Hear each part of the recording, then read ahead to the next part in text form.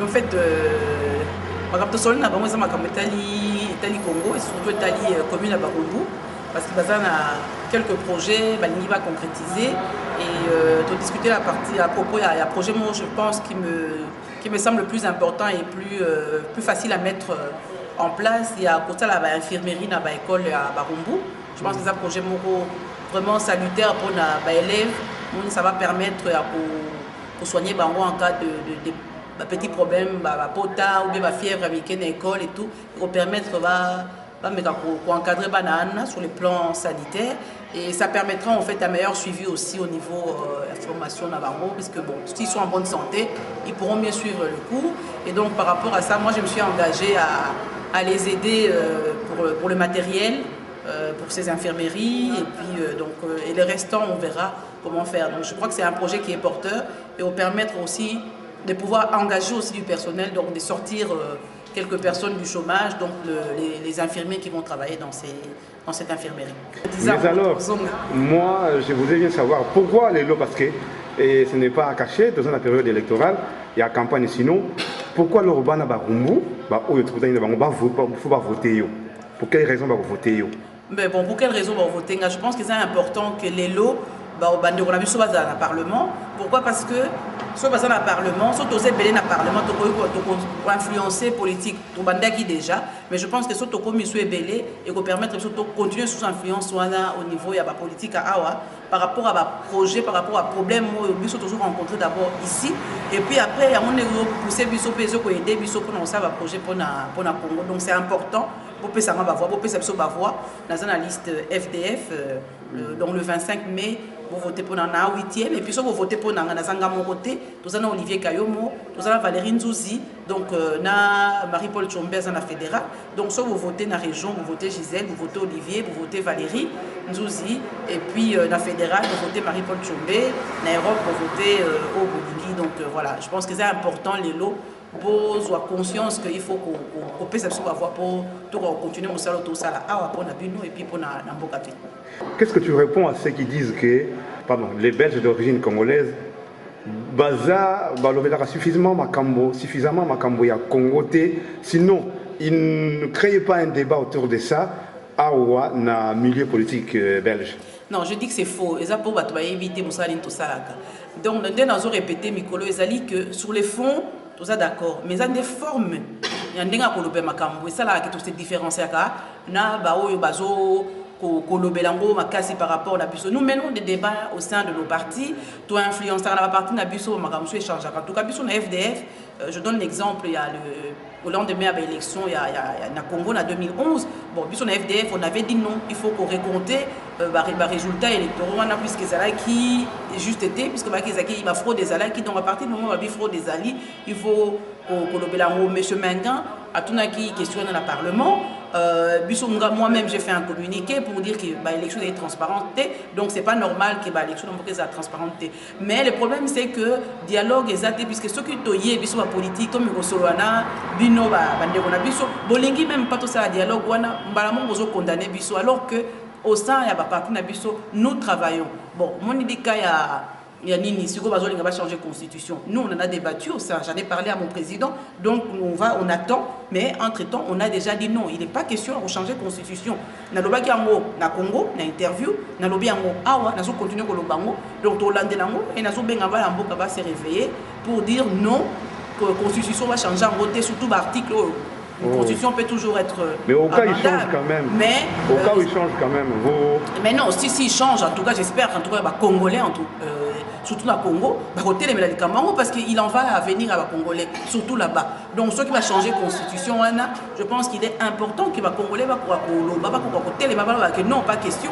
Je pense que la voix du peuple, c'est la voix de Dieu. Donc, ce peuple a tellement à lobby que non, pas question, il y a changer la constitution. Et surtout par rapport à l'article qu'on est en train tous d'évoquer ou de parler, je pense que les choses vont changer. Il ne faut pas oublier que les politiques n'existent que ceux qui peuple à Salika Azar. Ce peuple a l'ingité, les politiques n'existera pas. Donc, les Américains, parce que tu as une responsabilité à les Congolais, surtout Kuna, ceux qui ont déjà pour se manifester par rapport à un changement, il y a constitution. par rapport à cet article-là qui dit éventuellement que non, ou bien la rumeur, ils ont courir que non, il faut changer la constitution pour reconduire le mandat présidentiel. Donc je pense que normalement, en tout cas, nous tenons surtout à l'idée démocratie à Rwanda et moi j'appelle les gens à être vigilants par rapport à ça. Alors un petit dernier mot quand même, pourquoi je répète, pourquoi il faut pas voter? Un petit dernier mot pour la rappel. Mais va voter pour le bango, il faut tozala. Bon, moi Belgique na Congo, on a une histoire commune. Les lois sont biso tozalité, va tous bailler. Pour moi ni que aux actions pour na Congolais, la carte Belgique au tozana une histoire commune, toza première communauté noire, ba Congolais. Donc tozalaté, et ça quelque chose d'anormal.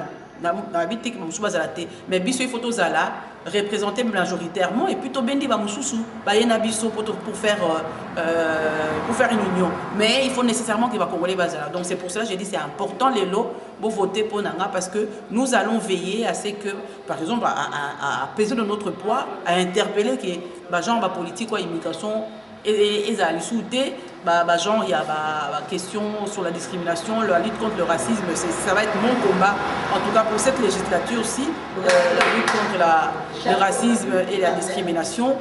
Et donc c'est pour cela que j'ai dit c'est important donc de me donner votre voix le 25 pour nous ça la awa et surtout pour nous continuer ça la saranakin, il y a pour soutenir ba souffrir na maladie SS et puis pour nous soigner maman na souffrir na fistule, donc créer clinique à Saint-Joseph na Liberté, donc sur le Kéli, vous pouvez visiter Fistula clinique Beaumont, est-ce que tu soignes maman gratuitement, c'est $200 par an, toujours à en charge, tu as peine na maison mon gens à home, est-ce que tu as un ceux qui va si ça va opération ici parce qu'il faut avoir 3 mois le temps pour et kauka, donc tout ça en date voilà tu as maman la busso. Donc voilà, c'est aussi le fait d'avoir ces titres de députés qui nous aident, qui m'aident à mettre en place des actions au niveau du Congo. Donc voilà pourquoi est-ce qu'il faut voter pour Nanga, pour voter pour la bande de Nanga, on a Tengela Ebino, Olivier, Valérie, pour que ce soit belé, de continuer mon salaire. Là, on a 8e sur la liste FDF dans la région bruxelloise. Donc, bon, on attend la bino dans il y a urne, donc on a l'écran pour noircir comme Bonanga. Et puis on assure que comme Naga est noircir en haut, et puis donc on attend à Goluka et tout moi on ben la vitesse on ça Noki non, prenez votre temps dans l'urne. Et ça vraiment on voit un peu rare, il y a beaucoup de temps vraiment je sais parce que lui carrière politique à la ministre à ça il va rebeller. Puis on soit ça il a sous quand même envoyé puis tout zonge la montée pour les aéroports là à sa candidate qu'on a monté à s'engager dans des pour tout le monde la preuve. Pour voter, moi personnellement, toute ma famille, tout bien bien, on voté pour la FDF et un parti un peu, allez, les injurés, ils sont moins sales par rapport à mon soussoir à Libye, à ma BFC, à ma Congo. On a un peu cru pour la vérité. Et on a voté, moi je disais, on a voté mon jeune frère Olivier et tous les autres, parce que voilà, tu vas soutenir cause et sans voix, ma Congolais, pour avoir un bébé. En tout cas, ils ont rendu papa secrétaire Bouchoulouba, ils ont rendu maman. En tout cas, nous sommes des Congolaises, nous sommes pas exemple maman Salaki l'aéroport. Donc, ça a beaucoup de biso. Donc, malgré que les messages racines, nous avons habité bande konaï. Donc, il faut soutenir la voter une grande partie dès le départ. Donc, il faut voter. Tu vas voter encore, tu vas soutenir. Tu vas maman Gisèle. Alors votons tous FDF, maman Olivier Cariomo, puis maman Gisèle et tous les autres. Allez. Et premièrement, na sepelina no mingi parce que na landaki makambo association ya bana babongo ezo sala na niveau ya mboka kuna et na monai vraiment que zalaki makanismo louable. Pourquoi pas na oyo lobate ke lo wa ke na za pasteur na osana na bango te et tant toye awa to moni makanisi na bango et ba idée baza nango ezali malamu et pourtant projet na bango par rapport à ça eza ba école biso totangi yango totangi première wana deuxième première wana après na ke kotanga na Saint-Paul bato bako mona ilongi nanga quand même ba yebi ngai tant so ba se poser question comment pasteur oui ezara ma nzambe naza yaya na bino naza leki na bino naza papa na bino naza ndeko na bino mona ya barumbu to appuyer vraiment association oyo sans vous mentir, Ngamoko, Pasteur Henri, vraiment Nazoïb Sabino qui n'a déjà d'état. Maman Gisèle Mandaïla, est-ce que révélation aux unes dans la team soutenir ou bien vous avez convaincu dans l'action avec ça? Dire la révélation, Batuming Bayar na Kombo Nzambe et Genzamba Lobite za Mabe. Au moni, par rapport à la révélation, il y a aussi des convictions personnelles. Personnellement, j'étais fort marqué par rapport à l'humanisme, à action au Apozaki, surtout dans l'aéroport.